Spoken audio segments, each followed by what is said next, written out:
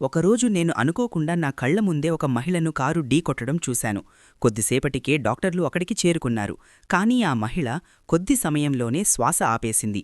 Doctor ఆమెను మృతి చెందినట్లు ప్రకటించబోతుండగా నేను వెంటనే అతన్ని ఆపాను. నా దగ్గర ఉన్న వెండి సూదులు, సిల్వర్ నీడిల్స్ తీసుకొని ఒక సూదిని ఆమె ఛాతీలో పెట్టాను. అది చూసిన డాక్టర్ వెంటనే నన్ను తోసేసి ఇది అవమానం అని నన్ను తిడతాడు. కానీ నేను అతని మాటలు పట్టించుకోకుండా ఒక్కసారి వేచి చూడండి అని చెప్పాను. కొద్దిసేపటికి ఆ మహిళ గుండె పూర్తిగా ఆగిపోయింది.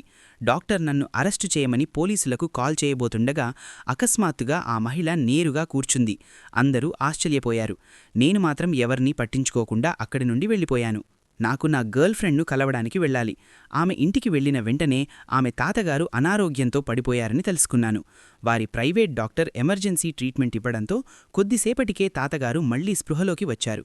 కానీ నేను ఒక్క చూపులోనే అర్థం చేసుకున్నాను, ఆయన పూర్తిగా నయం కాలేదు, మళ్లీ పరిస్థితి క్షీణిస్తోంది. నేను ఈ విషయం చెప్పగానే నా గర్ల్ ఫ్రెండ్ అన్న నమ్మలేదు. నువ్వు నా తాతను శపిస్తున్నావా అని నన్ను దూషించాడు. అప్పుడు ఒక్కసారిగా తాతగారు మళ్లీ స్పృహ తప్పిపోయారు. ప్రైవేట్ డాక్టర్ వెంటనే చికిత్స మొదలుపెట్టాడు. కానీ అతనికి ఏ మార్గం కనిపించలేదు. నా గర్ల్ ఫ్రెండ్ పూర్తిగా నిరాశలో మునిగిపోయింది. ఆమె బాధను నేను తట్టుకోలేక నేను ఈ వ్యాధిని నయం చేయగలను అని చెప్పాను. కానీ ఎవ్వరూ నమ్మలేదు, ఈవెన్ నా గర్ల్ ఫ్రెండ్ కూడా. ఎందుకంటే వారి డాక్టర్ దేశంలో ప్రసిద్ధి చెందిన నిపుణుడు. అతను చెయ్యలేనిదాన్ని నేను ఎలా చేస్తాను అని అనుకున్నారు. నేను ఏమీ వివరణ ఇవ్వకుండా నా వెండి సూదులు తీసుకుని నా లోపల ఉన్న దివ్యశక్తిని ఉపయోగించి తాతగారి శరీరంలో 9 సూదులు పెట్టాను.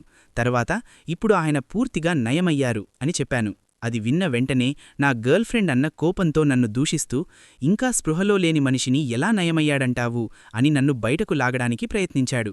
కాని అదే సమయంలో తాతగారు మెల్లగా కళ్లను తెరిచారు.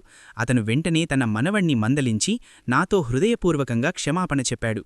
నేను మాత్రం ఏమాత్రం పట్టించుకోలేదు. బదులుగా నేను మీ మనవరాలిని పెళ్లి చేసుకోవడానికి వచ్చాను అని చెప్పాను. తాతగారు వెంటనే అంగీకరించారు. వాళ్లు త్వరగా పెళ్లి చేసుకుని కుటుంబ ఆస్తిని వారసత్వంగా తీసుకోవాలి అని నిర్ణయించారు. మీకు ఈ కథ నచ్చితే లైక్ చేయండి, సబ్స్క్రైబ్ చేయండి. తదుపరి భాగంలో మరిన్ని అద్భుతమైన కథలను మీకు చూపిస్తాను.